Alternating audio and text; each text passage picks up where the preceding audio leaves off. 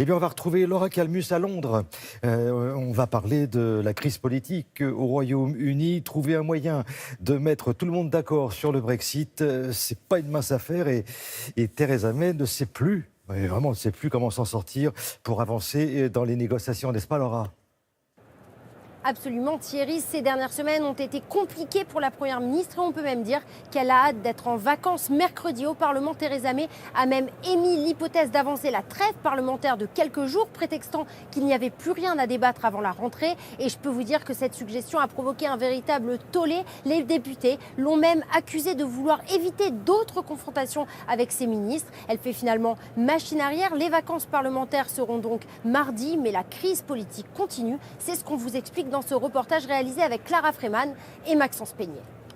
Jusqu'au bout, Theresa May va devoir redoubler d'efforts pour défendre ses positions. Au sein même de son parti, les députés remettent en question sa capacité à respecter le choix des Britanniques de quitter l'Union européenne. À quel moment a-t-il été décidé que le Brexit signifiait rester dans l'Union européenne ?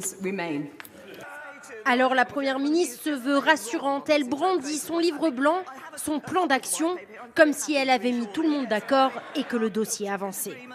Le livre blanc est notre base de négociation avec l'Union européenne et nous avons déjà commencé ces négociations. En réalité, Theresa May, qui veut un Brexit plutôt doux, n'exclut rien et il y a quelques semaines, son discours était bien moins optimiste. Oui, nous n'avons pas été d'accord sur la manière d'accomplir notre engagement auprès des électeurs britanniques et nous devons nous préparer à ce que les négociations sur l'Union européenne ne débouchent sur aucun accord. Le gouvernement est en état de crise permanent. Boris Johnson est le 7e ministre à démissionner depuis l'arrivée de la Première ministre. De retour au Parlement, l'ancien ministre des Affaires étrangères critique ouvertement Theresa May.